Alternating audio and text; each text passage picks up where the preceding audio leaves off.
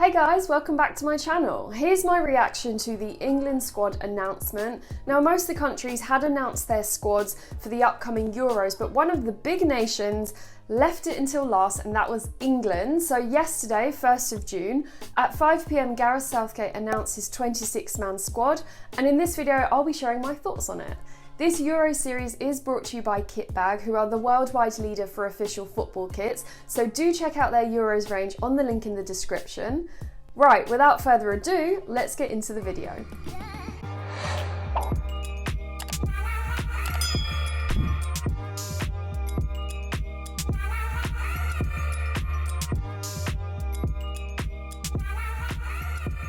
So here's the England squad as we head into the Euros.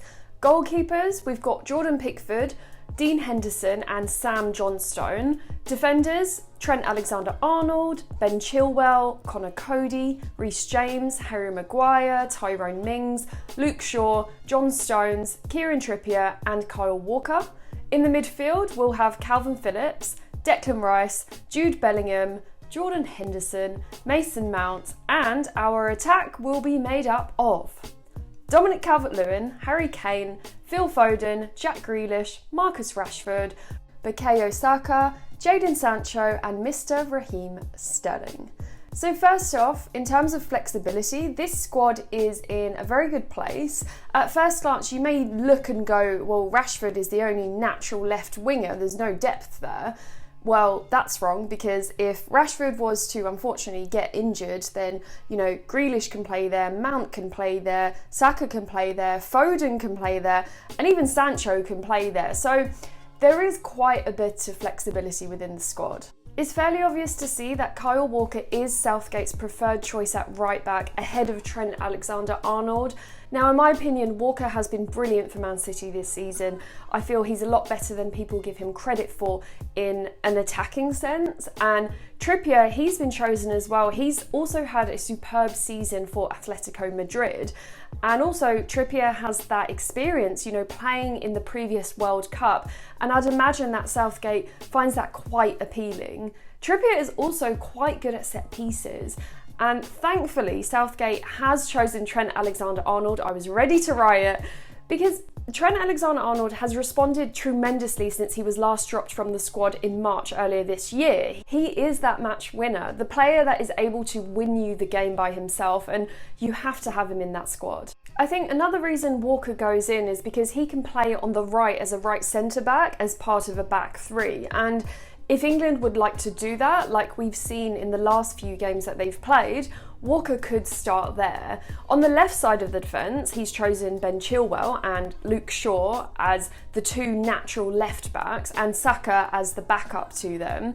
Shaw has had an outstanding season for Man United, becoming one of the most creative players in the team, and so he would be the most likely candidate to start. Tyrone Mings, he's also been taken, and I'd assume as a backup to that left centre-back spot, whoever plays there. And then there's Connor Cody, he's been taken because, he's really comfortable playing on the right side of a back three. Both are also club captains, which helps with leadership in the dressing room for sure. And this will be of great use to Southgate. Moving on to midfield, and firstly, let's talk about Bellingham.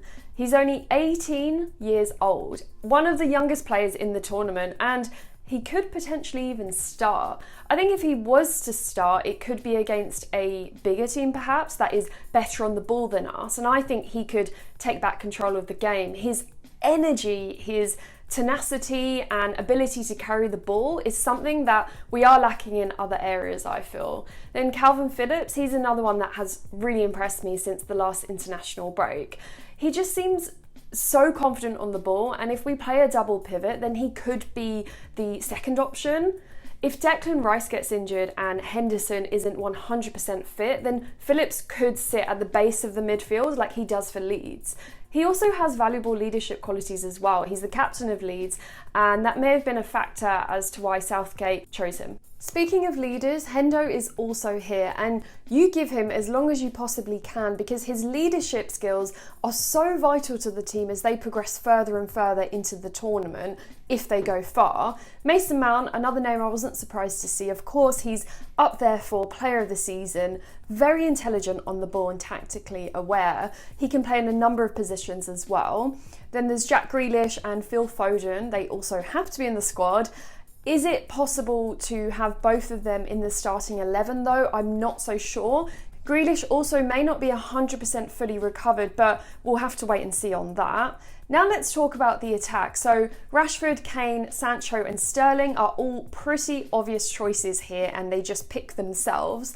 Calvert-Lewin gets himself in there because I think he offers something different compared to Kane. You know, near the closing stages of the season, he hasn't been in the most prolific form, but if we do need that big target man up top with his aerial ability, I think it would be stupid not to take him.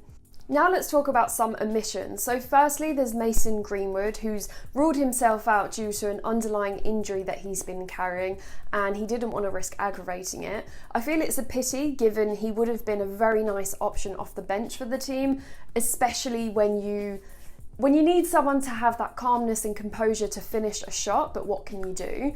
Then there's Ollie Watkins. He's another name missing off the squad list. He's had an incredible first season for Aston Villa, and I feel the reason Watkins wasn't picked was because Southgate perhaps felt he couldn't leave Trent out, and he felt he had to choose between the two, and this ultimately ruled Watkins out. Then there's lethal striker Danny Ings, who I regard as one of the best finishers in terms of English strikers in the Premier League.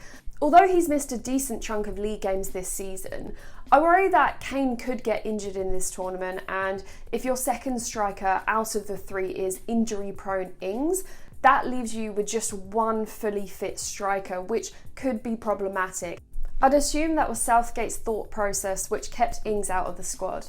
Anyways, that wraps it up. There's my reaction to the England squad for the Euro 2020 tournament. I want to know your initial thoughts and reactions too. Comment below and do let me know.